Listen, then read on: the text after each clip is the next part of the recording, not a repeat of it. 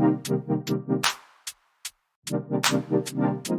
going on, everybody, and welcome to the Other Side of the Firewall podcast, where we talk about the latest and greatest of cybersecurity news, as well as we highlight those movers and shakers and glass ceiling breakers, those people of color who made it to the other side of the proverbial firewall. My name is Ryan Williams. As always, I'm joined by Shannon What's up? What's up? and Chris Abacon. What's going on, everybody? What's going on? Welcome to another episode. We record these on a weekly basis. Also, if you tune in, regardless if it's on WDJY 99.1 FM in the Atlanta metro area or your podcast platform of choice, we are going to start having 2 episodes because I have a lot of interviews to start putting out there. So you have the Ask a CSSP, which will sometimes be the lead on the radio.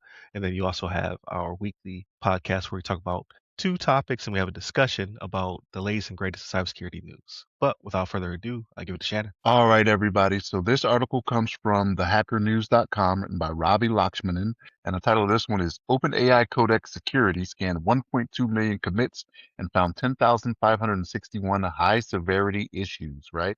So this is becoming a common trend where you're having AI kind of scan for vulnerabilities, right? I don't want to say kind of scanning for vulnerabilities. This is exactly what it's doing, scanning for vulnerabilities, right? So what it is an AI-powered security agent, and it's designed. The actual design of it is to find, validate, and propose fixes for vulnerabilities, right?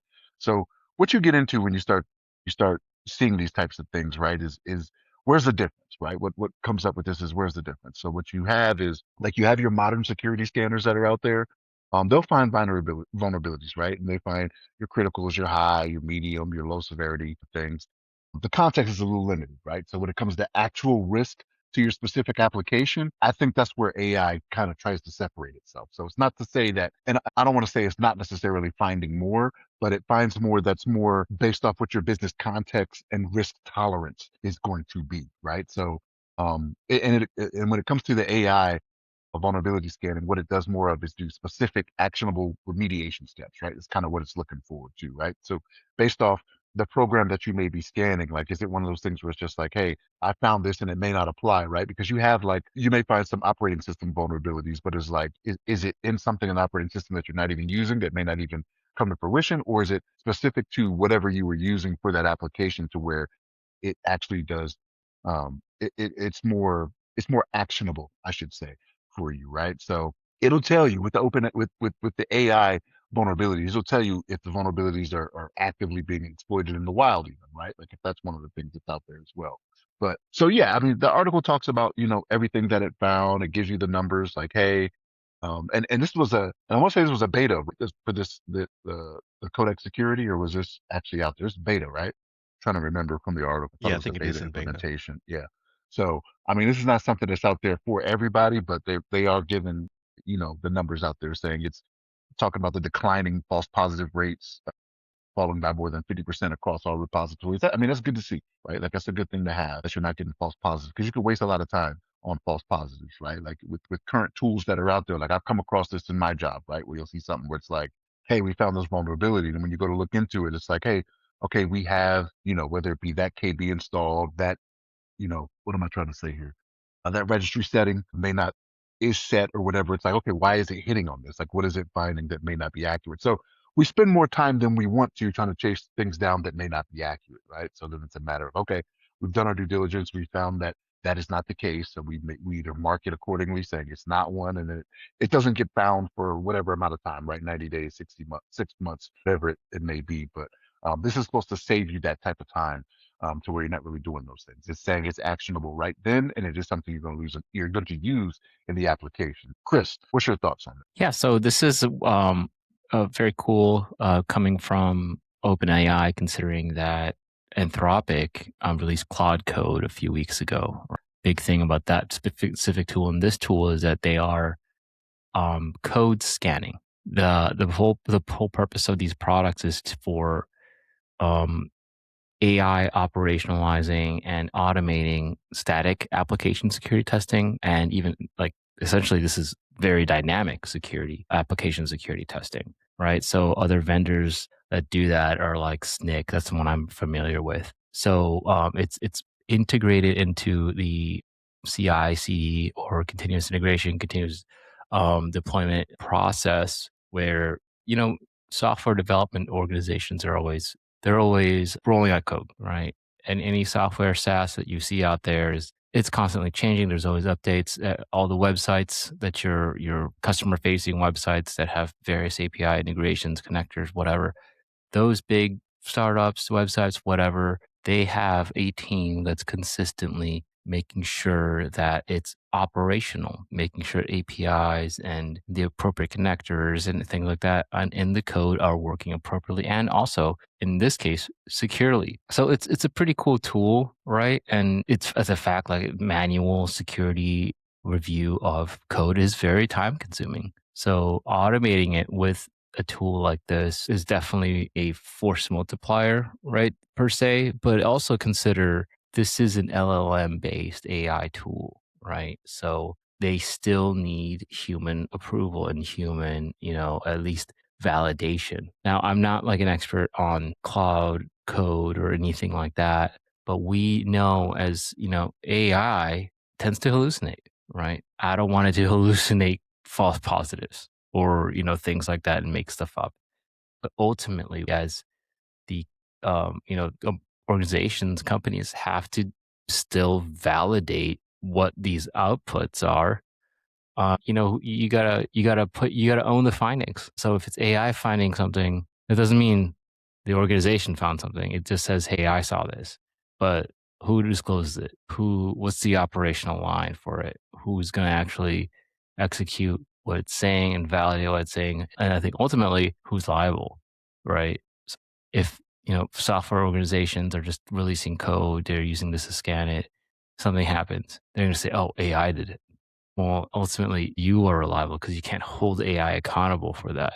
Chances are there is, um, chances are there are, what am I trying to say? When you buy this product, when you use this product, there's probably disclaimers like, hey, you got to validate what I'm saying. So there's going to be that. And then lastly, my last thought is how comfortable, again, are organizations with AI agents running the show, right? In this case. So if you're employing it into your enterprise, you got a mature enterprise, are you even willing to let AI just knock this stuff out?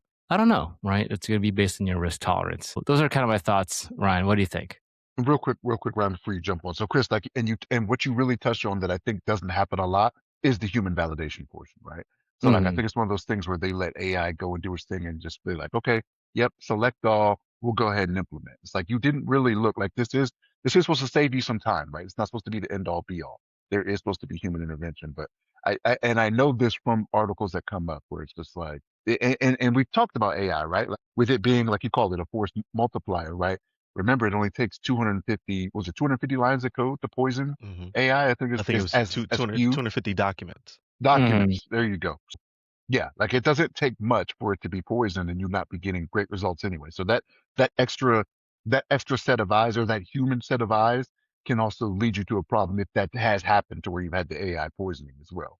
Yeah, human intervention still needs to be a thing. Yeah, I think you guys hit the nail on the head. It's supposed to be a human in the loop. I think that this is welcomed, right? Because it takes some of the tedious parts away from a technician. But I think my fear is that they use it to get rid of entry level jobs. They use it to expedite things in prod that shouldn't be expedited in the prod, right? Through the use of AI agents. I think as long as it's a force multiplier, like Chris stated, where you have the person who is supposed to be inventorying the software, supposed to be inventorying the hardware, and then looking for vulnerabilities, and they use this as a tool to expedite that to help them find the things they may have missed, then I think that it's welcomed. But what we've been seeing recently is the AI washing, right? Using it to shed headcount, and ultimately it's going to cause issues, right? Like if you were to Chris's point, if you were to have it scan and then hand it off to an AI agent with no human in the loop, there's a chance it could do damage, and now you're taking yourself down unnecessarily or causing a severe disruption. So that's my only fear. Is like I don't want excuse me, I don't want AI agents to be used in a fashion where they're not being checked upon, right? Like you don't want AI agents to run your incident playbook, right? You don't want them to run your remediation tools and software without validation.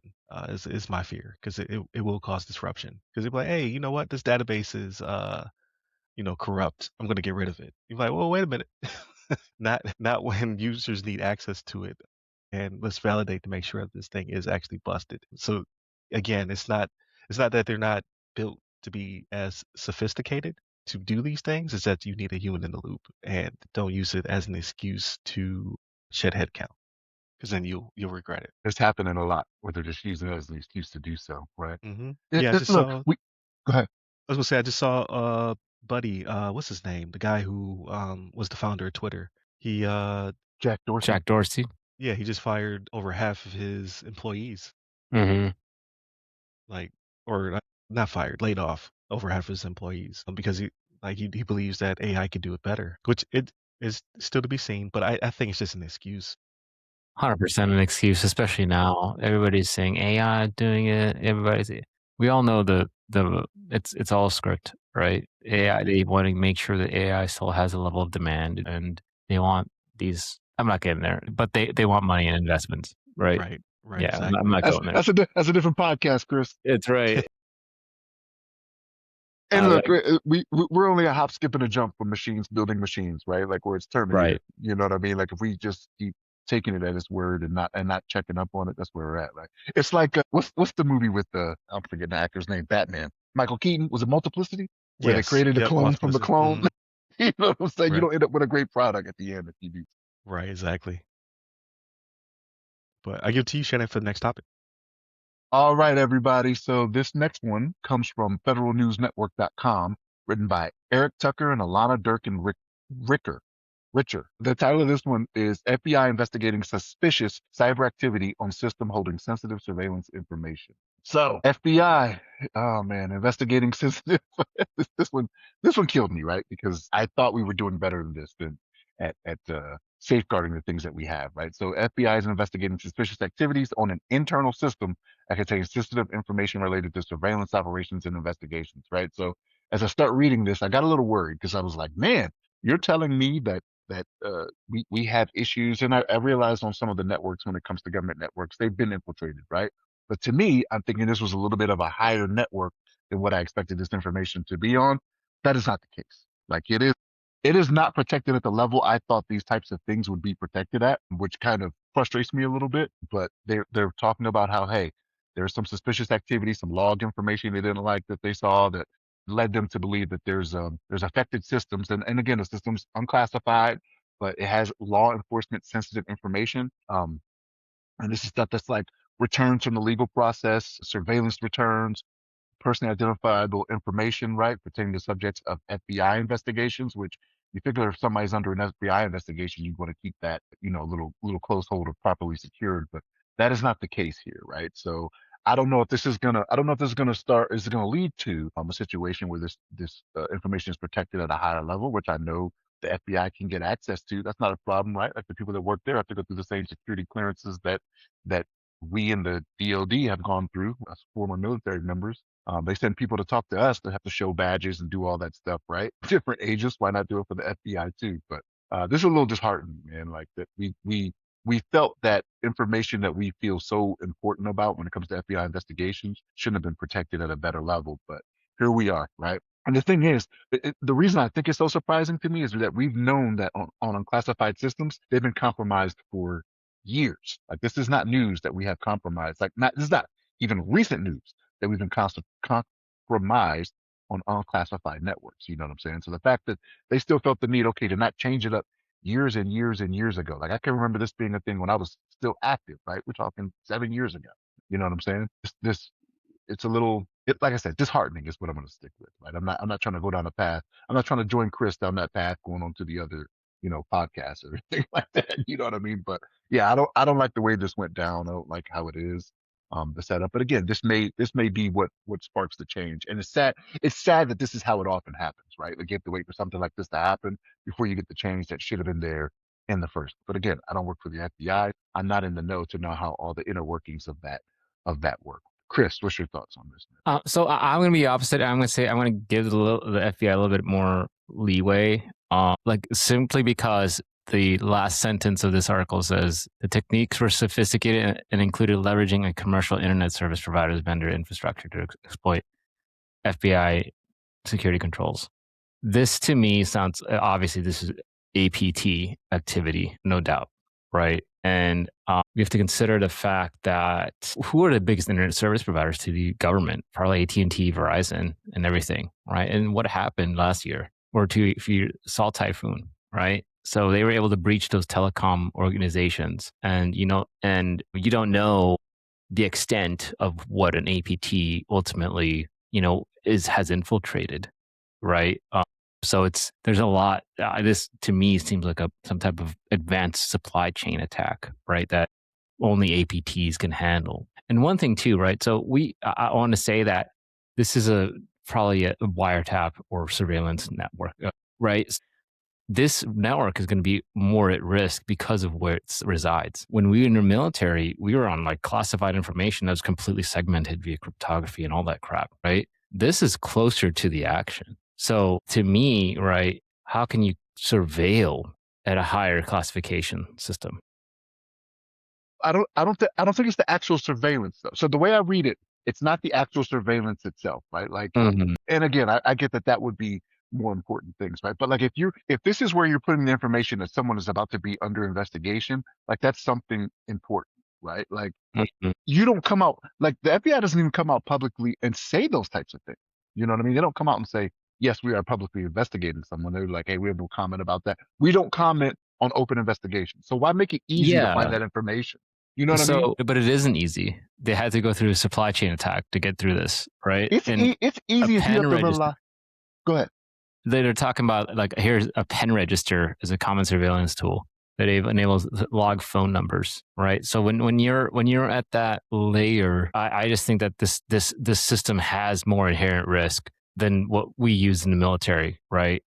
In my opinion, that's just You can only control so much when you have to rely on an ISP, right? Like you're only going to get so much, right? They're gonna do up to yeah, this point, and you have from this part going in, right? But you usually, and we know how the networks are set up, right? Like your ISP is going to provide to this point, then you have, your yeah. carrier switch, your firewall, It's your wrapped around crypto, right. etc. Right? Right. We know we You know got a that. KG. Yes. But like if you're gonna rely on them, right? Like how are you making sure? Because we as a country have not done a good job of holding these ISPs accountable for the things that have happened on their watch, right? When it comes to and we've reported on them, right? Like the different Yeah, APTs that have come in and done what they've done, right? Like so if that is the case, and you only control so much, you're like, okay, yeah, I got it locked in from from the tack lane to this point, like this is all good right here. yeah. But again, you are still relying on somebody else. Like to But me, it seems like it's how more can you important as a information. government impose military grade requirements on ISPs that serve common people? But that's my point is to not allow it to stay at that level. That's my thing. So like for the things that they have, even for us, right? Like yes, we rely on ISPs when it comes to the DoD, right? But there are certain things that okay, when it gets to this point, like that information needs to be taken and put somewhere else. We have those other networks that we make sure are guarded at a different level. And yes, they may ride on a different network that may not be as secure, but Right. you are still providing security, at those levels. I just think that some of this information, and I get some of it is trivial, right? Like some of the stuff down there is like, Because okay, it's not a lot. Go so ahead. the reason why I'm like defending the FBI is because I've seen FBI requirements. They're based off of this 853. They're very irritating and annoying, right? So the thing is, But that's the if the national standard. APT if the APT was able to get in through the third party, right? How does it like through advanced, sophisticated hacking Means. mechanisms means, right? Then I mean, it sucks, but like this is one of those things where the perpetrator has the advantage, Mhm. right? There's just no way you can anticipate unless you have full control of the supply chain. Like, hey, I know what ISP I'm using. This is a private ISP, blah, blah, blah, right? But again, where this system lives, in my opinion, it's just going to have more inherent risk. Because it's It lives in an unclassified environment. In an unclassified environment, we all know Nipper was probably freaking compromised. We know Nipper on military is already probably Russia and China already know stupid emails on Nipper, right? 100%. And that's what I'm talking about. Is like, guys, like that was stuff that was happening when we were still in. You know what I mean? Yeah, Like that is not recent. You know what I mean? So like because it's unclassified, like there are less precautions they have to take and less precautions they will take to safeguard that information. That's what Mhm. I'm saying. Like it just seems like it. And again, I speak of this from the DoD level, right? Like you guys always have to bring me into reality of how the world works, right? Because of how I operate and still operate when I got out. And maybe this is par for the course, but as I read it and I see what it is, I'm like, you do not want to. You do not want to let the cat out of the bag for some of these investigations, because the investigations may not necessarily be just American citizens, right? Like it's the FBI, because the FBI does multinational, what am I trying to say? Like That's a good point. Absolutely. coordination all the time. You know what I'm saying? Like it's not just stuff that's American citizens. So like you don't want to let the cat out of the bag that, hey, we're looking at Russia for this, we're looking at China for this, or whatever it may be. You know what I'm Mhm. saying? But Yeah, no, I hear what you're saying, Chris. I yeah. understand what you're saying. I feel differently about it. Yeah, I totally get what you're saying. Is I just think that it's unrealistic to have surveillance infrastructure that's air gapped. It makes no sense. It's got to live in the danger zone, man. It's got to be in the danger zone. Ryan, what are your thoughts before I, keep ranting about? Yeah, no, I agree. I think it's a TPRM problem, right? Third party risk management, and everybody seems to be failing at it recently, or at least over the past couple of years. Because we did talk about. Because remember when I sent the article to you guys, I was like, didn't this happen already? It was I was thinking about the AT&T breach, Yeah, the where AT&T they breach. Yeah, yeah, that where was a while ago. for the wiretapping systems and things of that nature. So it's probably par for the course. It's probably, one is tied to the other. So I was looking up when you guys were talking. I was like, can FBI use Type 1 encryptors? Said certain situations they have authorities where they can get their hands on NSA grade encryption, but not for the most part. It's not like being in the DoD where they can use that. So I was like, well, then, to Shannon's point, then why is this not segmented, air gapped, things of that nature? But I think Chris does have a good point. I'm playing devil's advocate, right? I think Chris does have a good point, though, that these systems need to be a little bit closer to said danger zone to collect information and store the things of that nature. But with that comes inherent risk. So, what is the FBI's risk appetite? You would think it would be because the DoD's is very much non-existent. You know what I mean? Like, we'll slap some Type 1 encryptors on See, everything. yeah, DoD's got the luxury of let's just go to this room over here so we can talk, and then let's get on Right. this specific information system so we can send emails on this specific topic we can't talk about here. Right? That's very nice. That's awesome. Yeah, Right? and every movie I've seen is very easy to break into the FBI and the CIA. Yes, Exactly. yes. Get behind the Every firewall. yeah, every single movie, they just log right in. So yeah, I think what's going to have to happen is some semblance of a mature model like CMMC or something like that being used um, for these government agencies, just like we do with the DoD and its contractors, right? Because it does come down to the supply chain. It does come down to third party and fourth party risk management. We got in this situation, so there's going to have to be some shuffling and restructuring in order to better protect that information. I mean, to Shannon's point, like we're more reactive than proactive. So in this situation, now we're going to have to fix it and try to protect for the future. But whatever they got, they got. So Change though. Like so based off what they so here's my question then. So based off how they operate now, if you keep having instances of things like this happening, is the policy not going to change? Right? Like they could change the policy if there is a need for it. And honestly, I don't know the numbers, right, on what the FBI employs, but I know it's not the amount of they don't have the amount of bases, they don't have the amount of infrastructure support like we do in DoD, right? So right. if we had to take the precautions we do, it would not be as much to apply that security on a smaller scale. I don't And think it's a again, policy change. I think the policy is probably already clearly outlined. But like if you're talking about if we read through, like for example, the SR controls in 853, they explicitly talk about stuff like tamper evident, making sure Right. there's a huge detail. There's a lot of detail that goes into that, yeah, right? But ultimately, chain I, of I evidence. think, yeah, but ultimately, it's like you don't know what you don't know. You cannot control what you don't can't from the third party risk perspective, and even fourth party, fifth party risk, Right. right? You don't know the suppliers for AT&T. What are they doing, right? So So here, there's like Which they it's just a should. they Yeah. should, right? They absolutely should. But that's the challenge that we face today. It's third party, fourth party, fifth party cascading effects. Somebody 15 layers down from AT&T is compromised. These APTs can, worm their way But up the chain, right. right? But my only argument to that would be like in the corporate or Yeah, in the corporate sector, there's some leeway there because it's sometimes it's hard to make a company like AT&T or so on and so forth provide you the information you're looking for. So it's a little bit harder to hold them accountable when you're a civilian corporation, unless you're a Then trillion it's dollar your corporation. responsibility. But then Right. it's your But responsibility to secure it appropriately. Here's the thing. Here's the thing. When you got a contract, they're gonna hire a lawyer and say, "Hey, this wasn't in the contract. You should make it clear," because that's how yeah, America works, right? They're gonna have some fancy lawyer that's gonna like literally say, "Hey, we didn't do anything wrong. We're doing exactly everything to specs based to your contract." Right right. And I would say that And this is what I talk about when I yeah, say there, right? y'all bring me into the real world, right? Because like for me, when I'm answering that control, like when I'm looking at SR, when I have to answer that control for those things, there is a SCA, AO ultimately that says, yes, we agree with the answer that you provided, and that is enough. If it Yes. is not, they come back to me and say, no, you need to do a better job. And again, I know I try to do my best. Believe me, guys, I do try to not to relate it to what I experience in the DoD, right? But Yeah. like it just it doesn't seem real to me.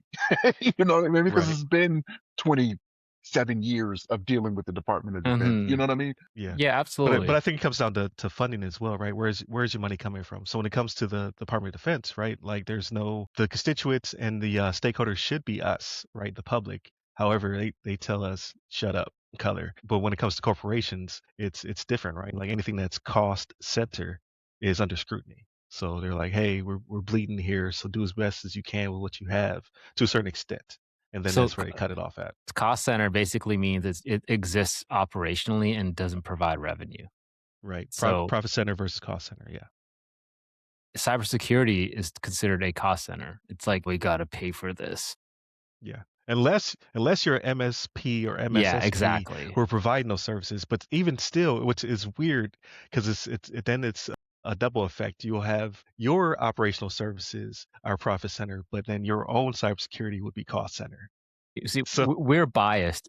Cybersecurity to us is I mean it is a business enabler, right? To us, right? Because the more secure your systems, you have something called trust. You want to trust an organization, and that's the best. That's the best product. First product you should at least that should be at the top of your menu as an organization. Trust. And it's the same thing. It's the Yeah, same thing we talk about all the time. Is that you'll realize it when you have a hit and you're losing $500,000 a day for whatever reason, right? Like exactly. you've been owned, and this is what happens. yeah, but you hope that you hedge your bets between your contracts, And your which hold cyber some other insurance, in your cyber yay, insurance, and there's something yep. called subrogation, right? So subrogation, I'm not a lawyer, people, but subrogation allows insurers to go after parties that are at fault. So if you're covered by cyber insurance and you did nothing wrong as the entity, then the cyber insurance will pay out to you, and then they'll go after your third, fourth, fifth party to try to recoup that money for themselves. So it's a whole game where risk is just being shuffled around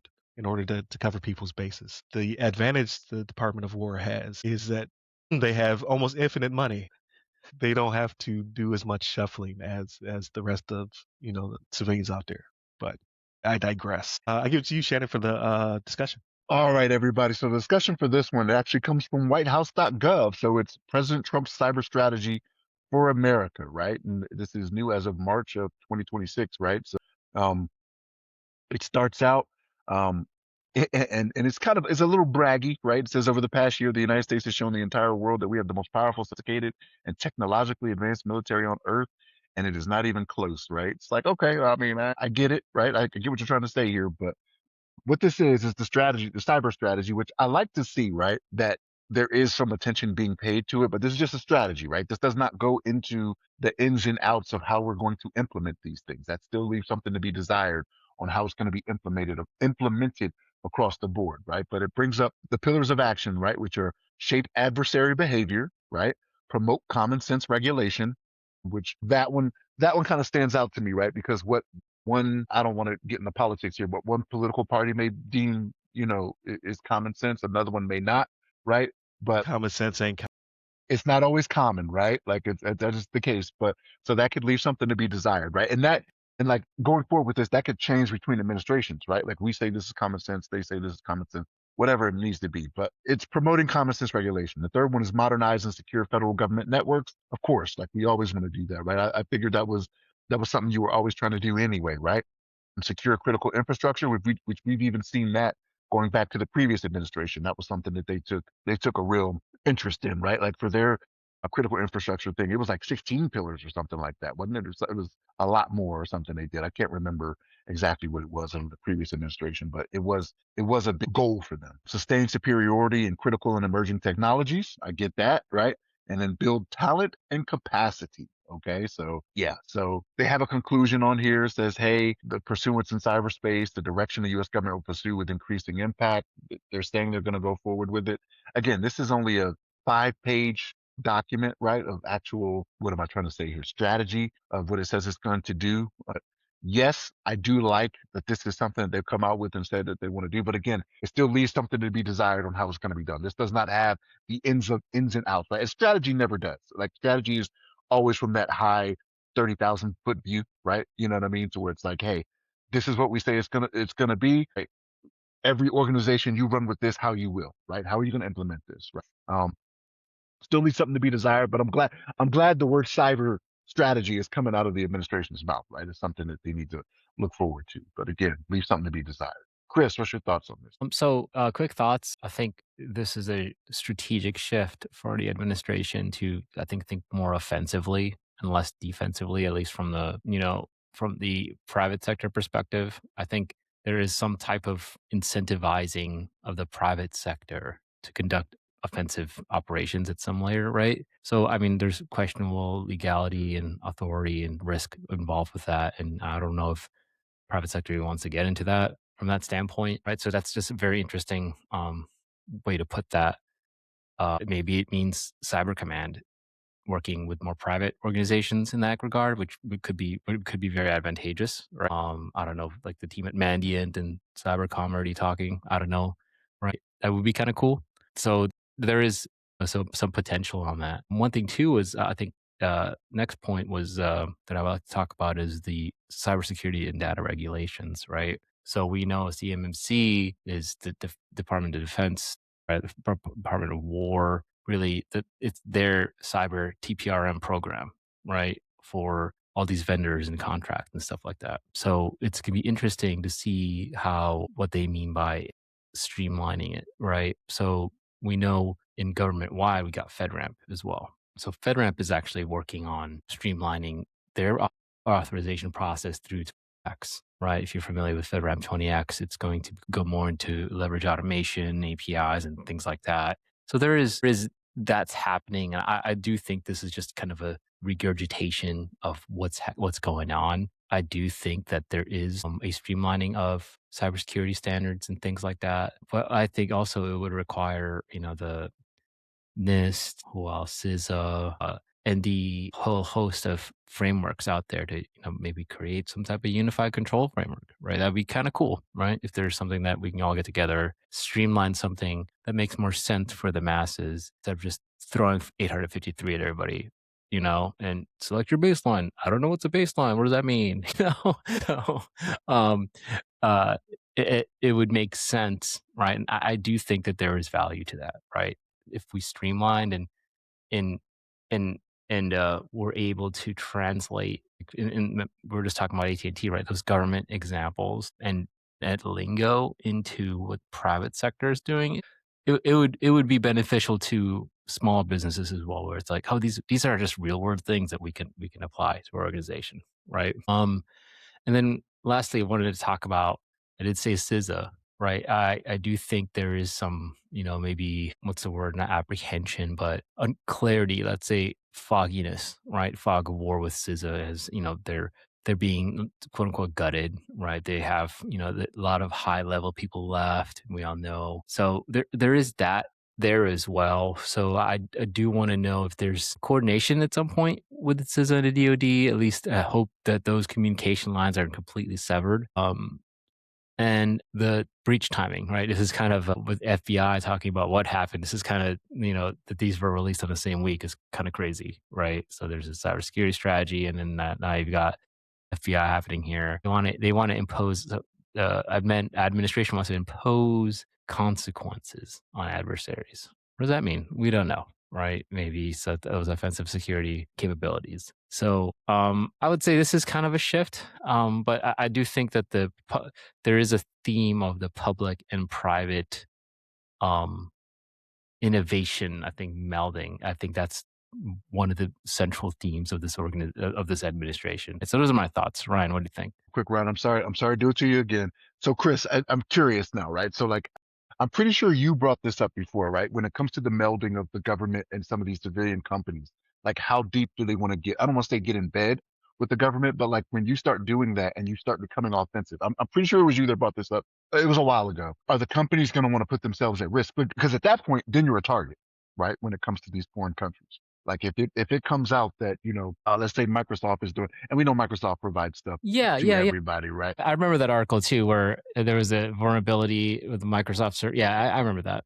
So like, at what point does it become these civilian companies are like, well, we don't want to have a hand in that, right? Like we don't want to participate. Like where does it go from there? But we don't want to become a target of China, Russia directly. You know what I mean? Not one of those things where they're just doing something they've done to everybody else, but they've specifically targeted our servers in Washington, you know what I mean, at our headquarters or whatever it may be. And I see what you're saying with what they're trying to go to is that it does seem like they're trying to get the civilians to come in, the civilian world to come into to this game a little bit more.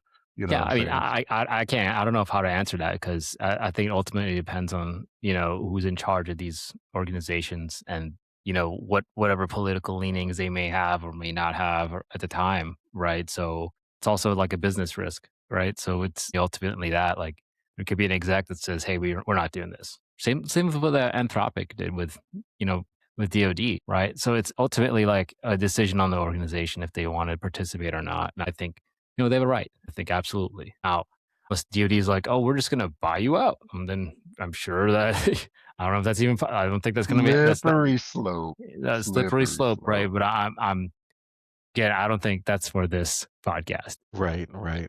Go ahead, Ryan. I'm sorry. Go ahead, man. No, no, that's good. That's good context. Yeah, so I think it's nice, like they pushed this out, right? It's like bless their heart.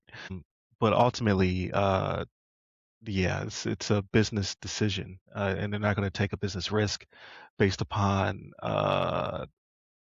the government's push, right? It's a chilling effect. So there's been some things that have happened, like with Anthropic, right, where you become a supply chain risk and pretty much get exiled from contracts and things of that nature. But that's coercion, right? So you can have a legal defense against that.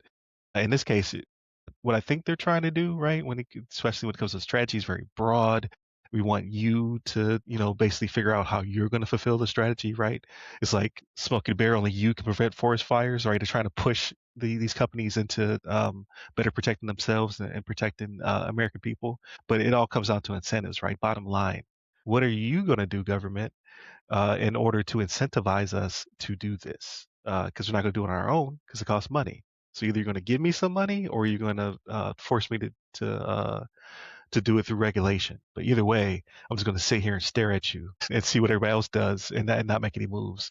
So it's going to take years for this to move forward unless the government comes in and says, here's how we were going to help you to make this happen, critical infrastructure that's privately owned, because that seems to be the case in a lot of when it comes to water and power, they're not naturally owned, right? They're not nationalized.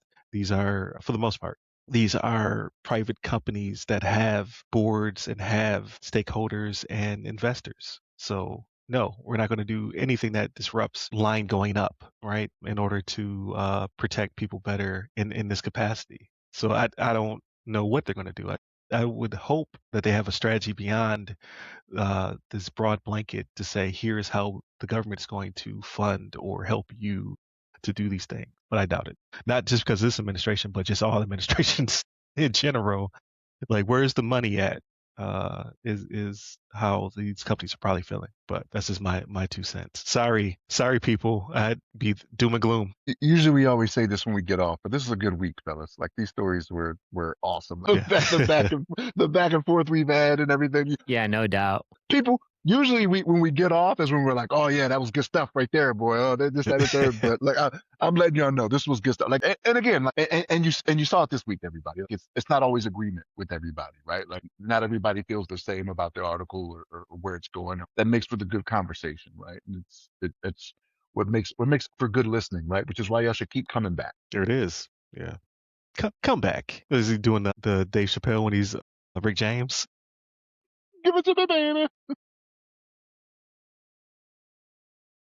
But I give it back to you, Shannon. How was your week?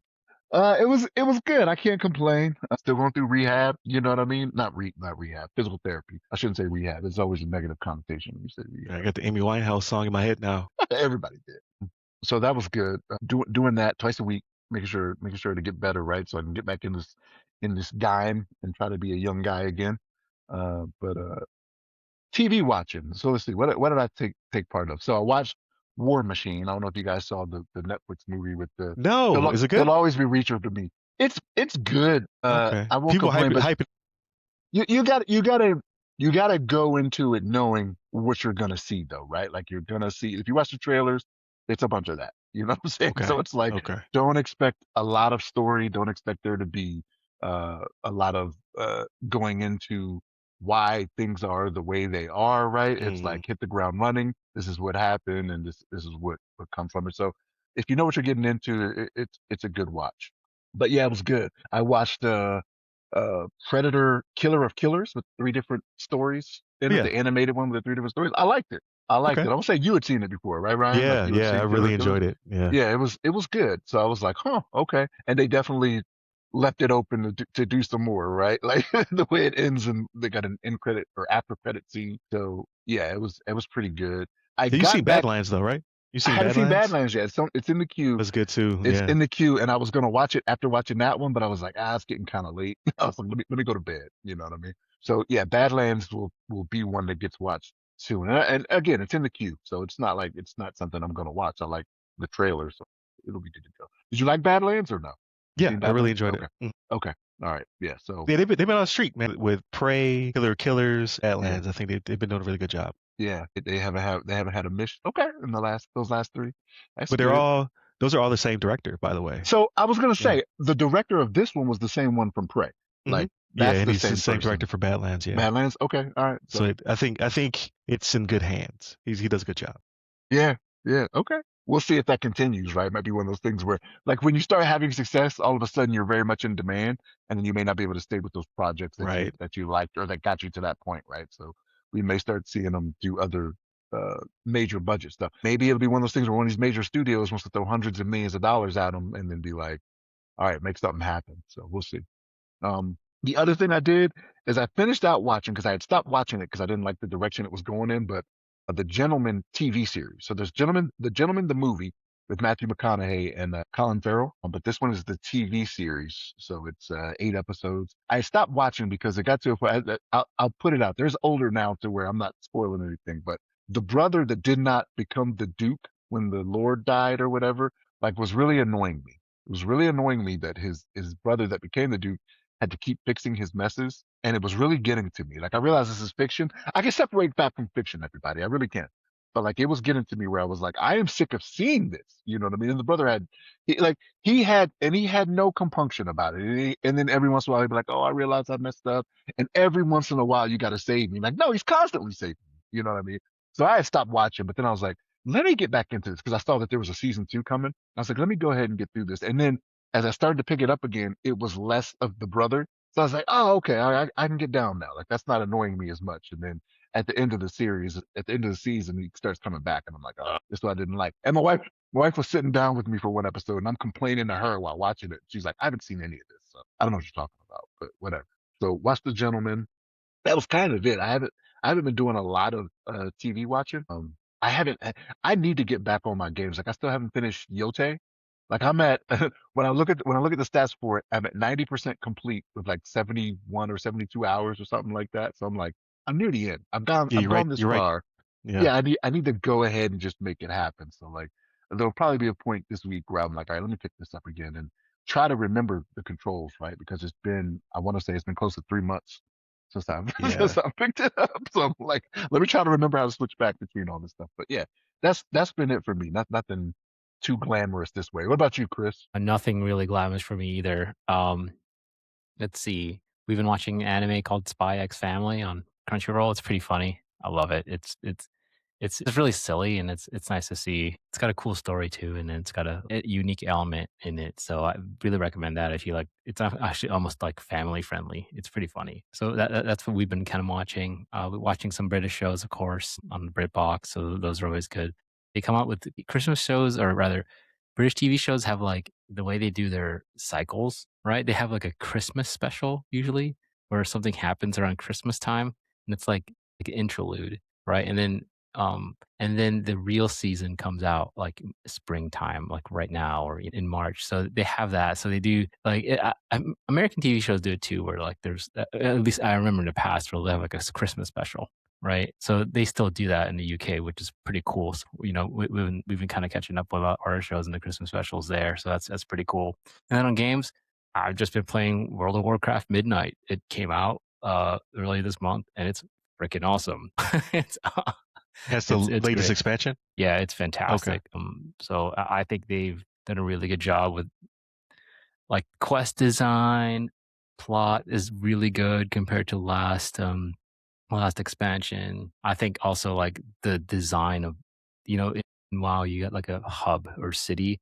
It's called Silvermoon this time, and it's fantastic. It's just beautifully designed. I think it's great. I play warrior, so it doesn't probably any WoW players. I'm a warrior play. I play warrior or death knight. I like the melee classes, right? So in Diablo, same thing. I play warrior, right? So that's all I've been doing, right? But really, I'm still leveling up. Max levels are 90. I'm at like 89 actually, so I'm almost Okay, you're right there. there. Yeah. Not too, the campaign is not too long either, so it's pretty compelling. So it's fun. If you want to try it, I always recommend giving it a shot. There's always like the people that like to play classic. I actually enjoy that as well. But I just don't got the time for classic, guys. Sorry, classic takes too long. I got to walk 20 minutes to get to a quest. Like I can't do that. Right. I don't got 2006 time, 2005 time when I was in, in school, right? So, that's been my a few weeks rather. So, Okay. Chris, question for you, man. Like you've mentioned it a couple times. Like you and your wife watch BritBox, right? Like so, that's a different streaming service, right? That's correct. BritBox is everything. The stuff that's on BritBox, is that released on other streaming channels, or is it specific Some to stuff BritBox? is, but a lot of it's from like the BBC channel, and then there's also originals which we really enjoy. For example, all the Jane Austen books, like they've got like the American versions or the more popular versions on Netflix, but they've got like the British and like some other versions in BritBox, right? So they've got more variations of that. They're like they'll have like a original version of it too. That's specific to the streaming service, and I think they have a partnership with the BBC.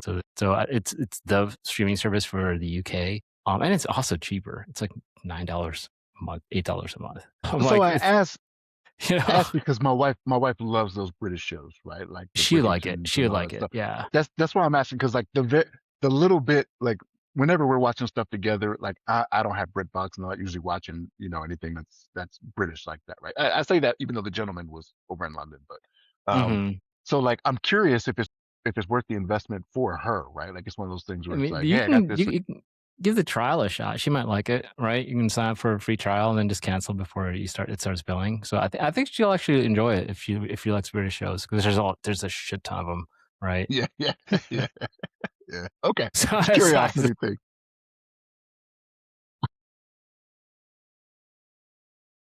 my bad. That's funny. No, it's all good. So I've really been getting well, I say that, but yeah, I guess I did consume a lot. So I finished studying for my exam, so the ISAC Advanced in AI Risk. I really like the material. Like it really solidified a lot of stuff that I do in risk currently. A little bit of cyber, but I learned a lot of AI terminology, things like subrogation. I learned that term well studying there, right? Took it, did not get a score because I'm in the beta. So it's the first time I've been in the beta. So you know how your heart starts racing. You're like, oh, did I pass? Did I pass? Did I pass?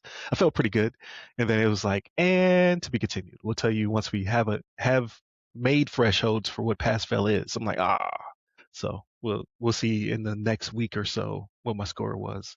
So that's out of the way. So I jumped on video games. So I got Resident Evil 9, or AKA Resident Evil Requiem. I'm right at the end. It's a pretty short campaign. Lots of fun. Really enjoying it. I've been sending you guys beams about it. But I think it's a really good marriage between classic Resident Evil and the the new style of Resident Evil, where it's more action oriented. It plays two different protagonists. Grace, who's like a green FBI agent. She's supposed to be behind the desk, but they put her in the field, so she's very much not not built for this, but she's learning. And then Leon, which is grizzly 50-year-old man now. He's just mowing down the zombies, so it's a lot of fun. I've been enjoying it. I think I have about an hour left of it, and then I'll probably play through it again because it is a lot of fun. I've learned a lot of stuff because you continuously learn as you get through it, and I'm just like, oh man, I could do this, I could do that. So when I go back through, oh, they have no chance.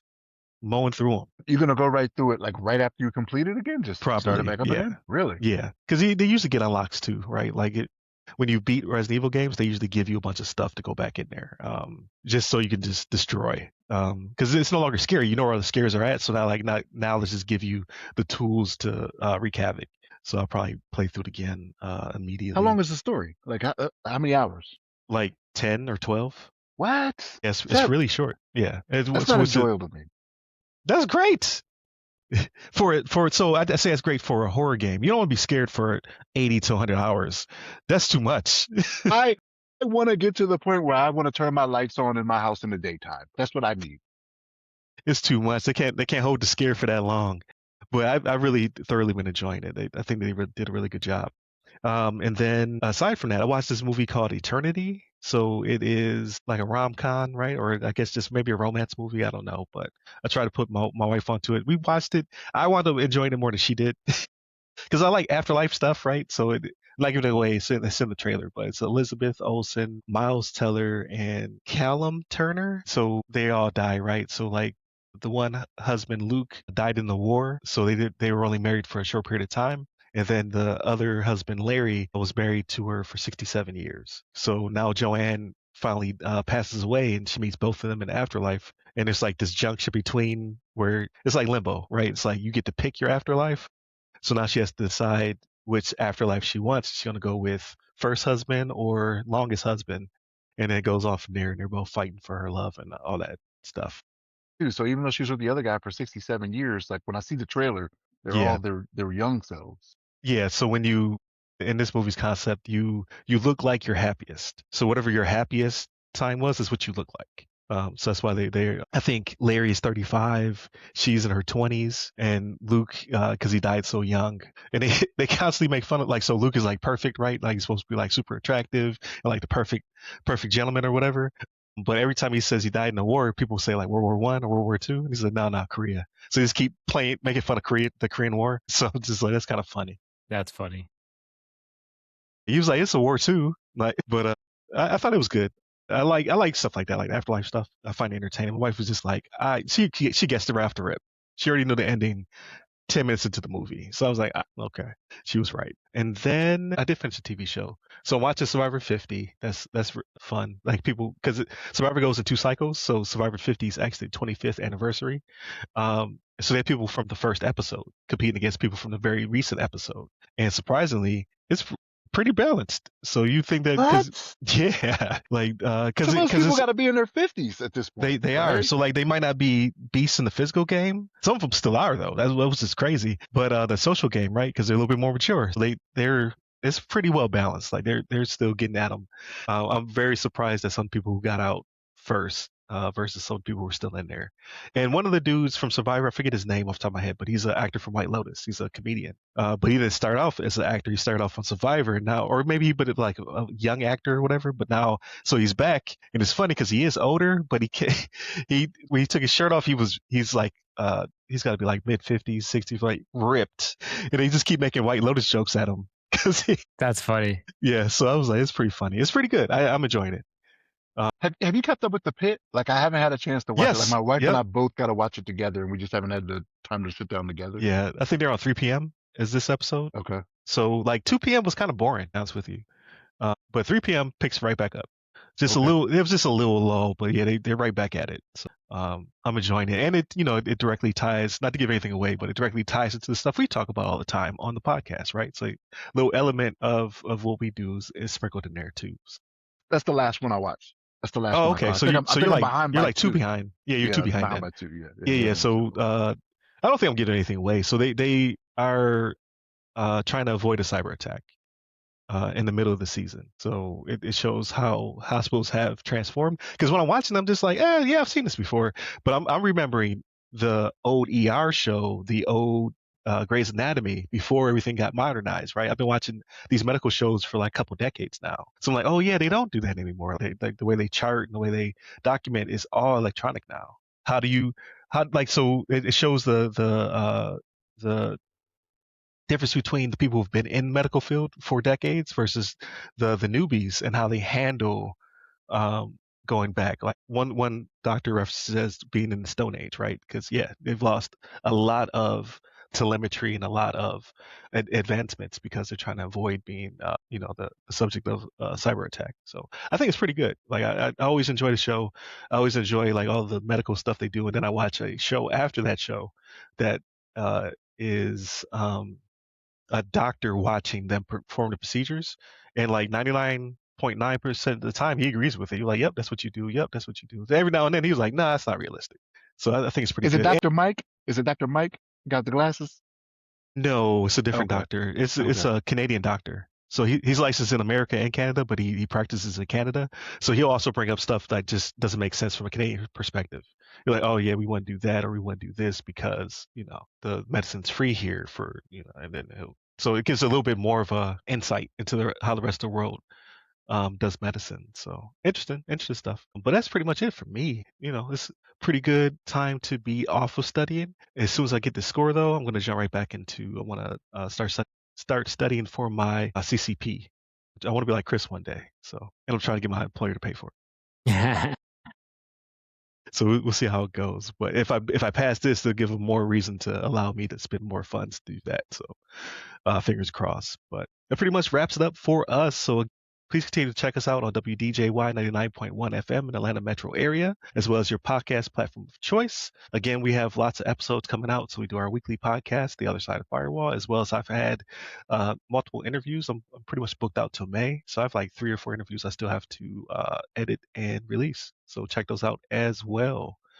Yeah, appreciate you guys listening to us, and pick up the book, The Other Side of the Firewall. You can pick it up at theothersideofthefirewall.com. You can also look at cyber services that I provide at ramcyber.io. You can check me out at Rai Security Guy, pretty much on all the platforms, but LinkedIn is where I'm most active. Check out my website, ryanwilliamssenior.com, for all my projects. And you, Chris, where can they find you? You can find me on LinkedIn under my name, Chris Avicon, last name spelled A. Bacon. There it is. Stay safe. Stay secure.